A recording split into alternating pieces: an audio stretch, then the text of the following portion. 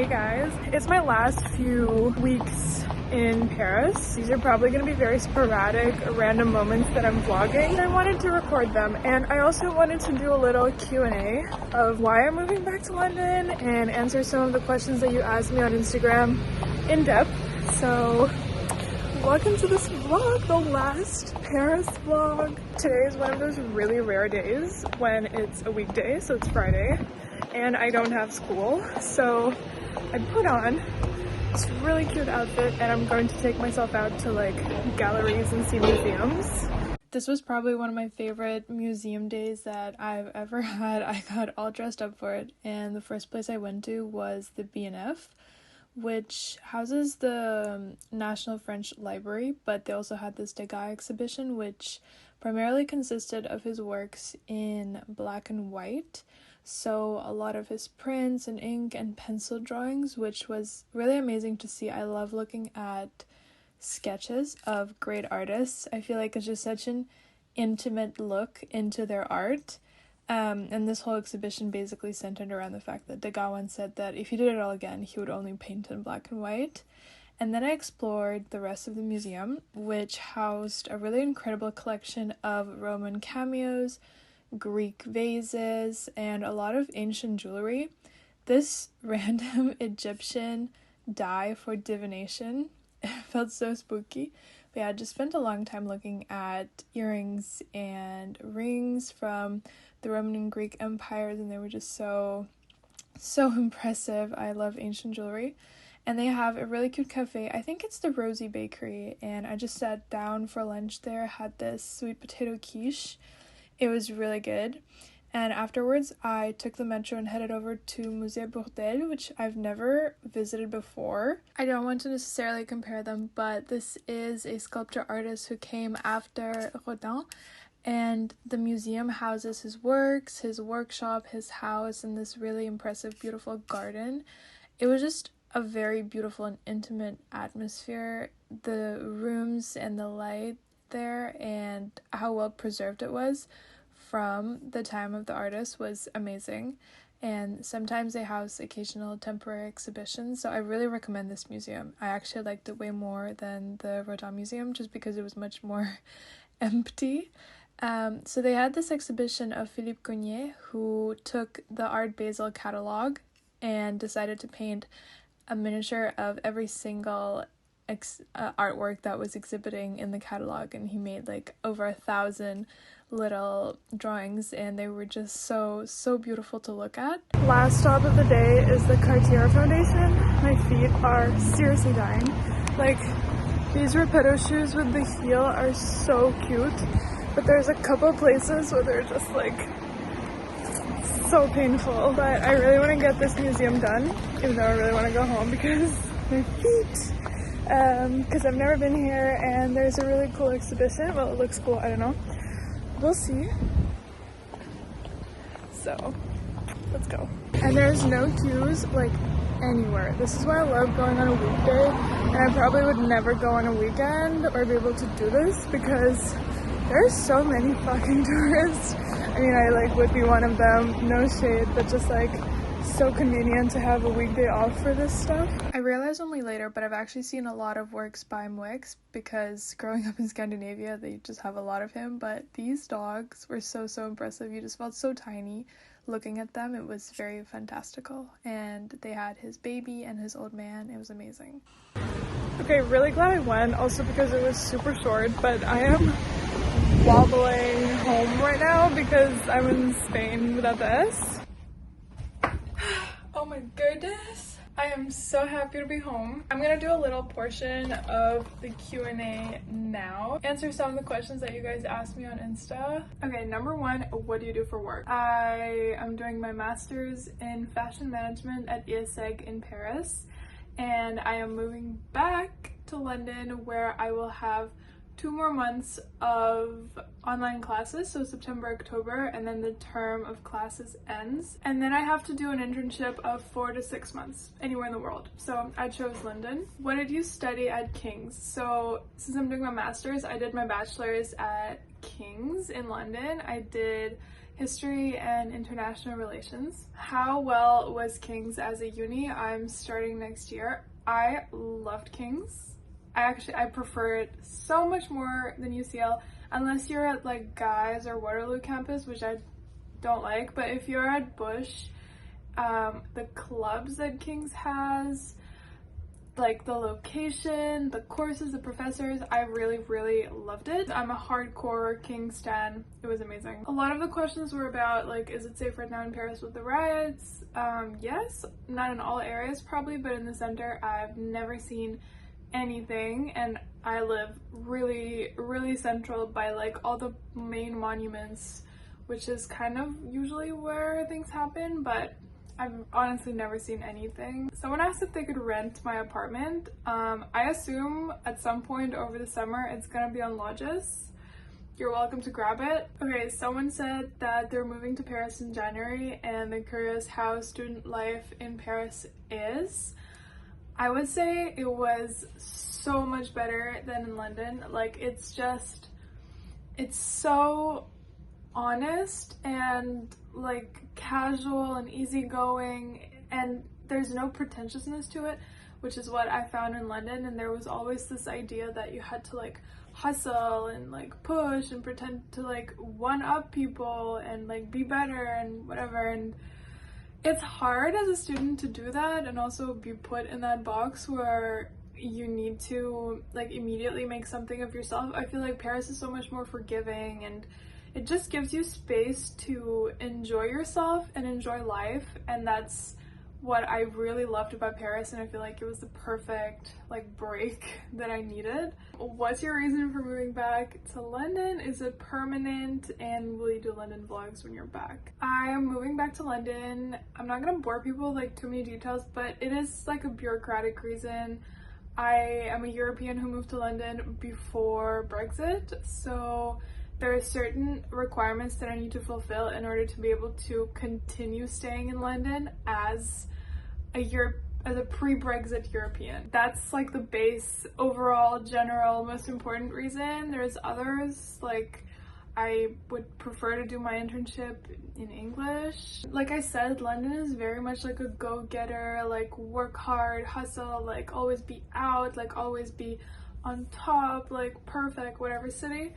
And while that can be toxic and really fucking annoying, it's also really motivating, especially for me. Like in Paris, I'm very relaxed. I'm very like joie de vivre. I'm enjoying life, sitting in cafes, sitting in the green chairs, and I feel like right now I want to be like living a fast-paced life in my early 20s, working, achieving things, and I was better at it in London, so that's kind of also why.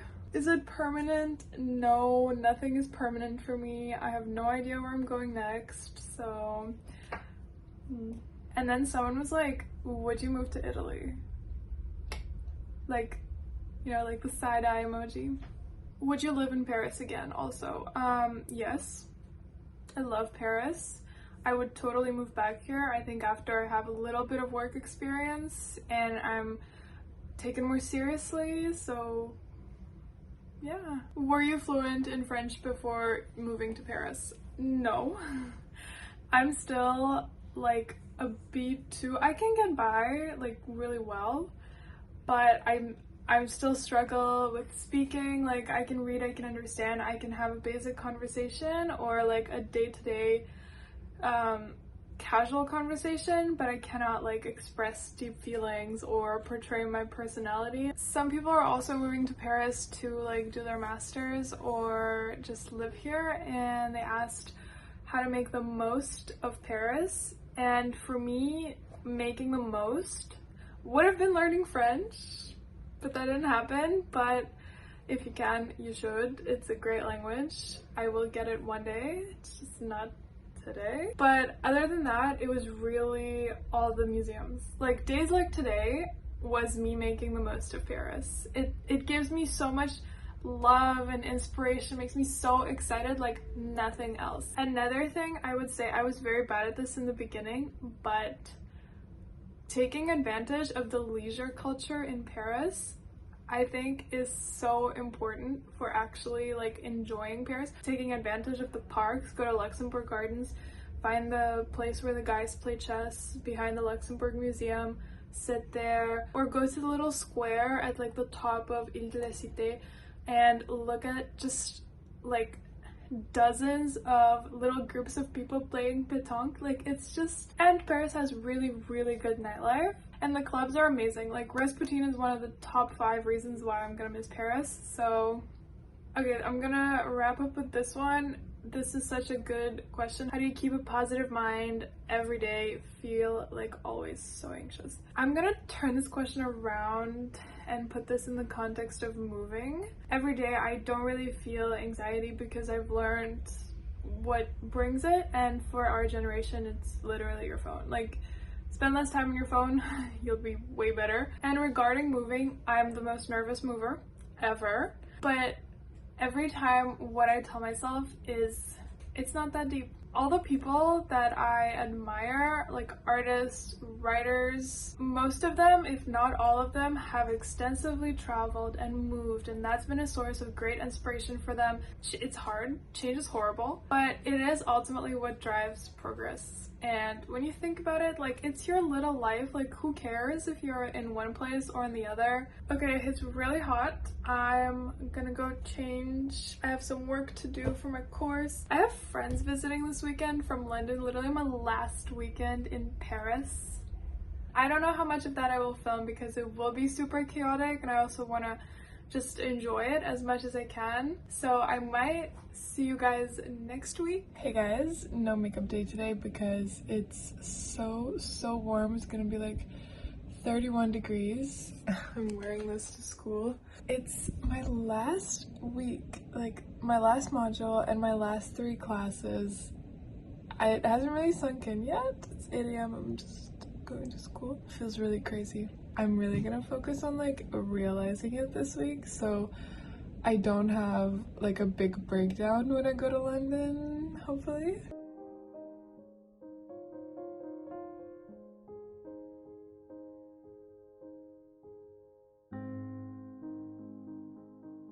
Hey guys, it's officially my last day living in Paris without paying rent in London. Like, I have my place in London from tomorrow. I went and got a little drink at this place called The Alley that's kind of close to my house. I have to say, the past few days I have just not wanted to do anything. Like, I had so many museum visits planned.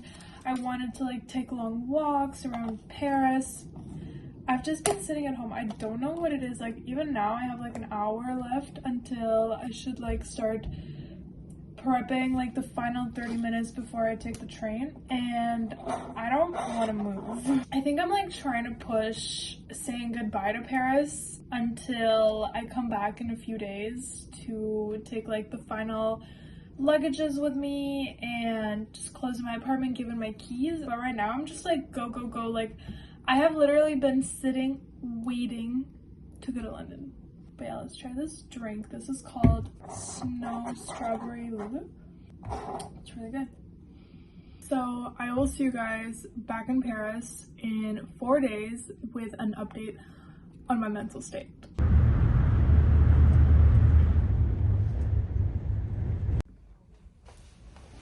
Hey guys, I got back to Paris last night. Super duper nostalgic. The few days in London have been kind of weird. I don't know, I feel so weird. Like, yesterday I came home at like 10 and I went on a walk just like to the Tuileries to see like the lights of the amusement park and everything, and I was like so sad.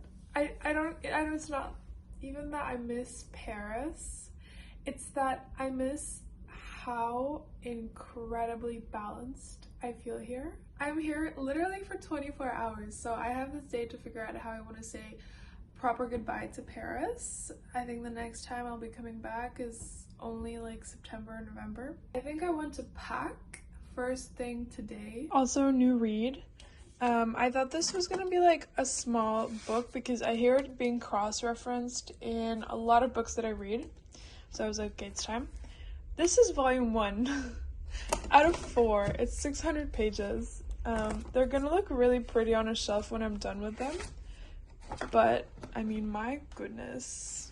I don't know how I'm gonna get through this. I spent all of the morning packing. It was a bit of a tight fit because I had to fit like plates and bathrobes and pillows and things that take up a lot of space. My mom was convinced that nothing would fit for me, but I actually squeezed everything in.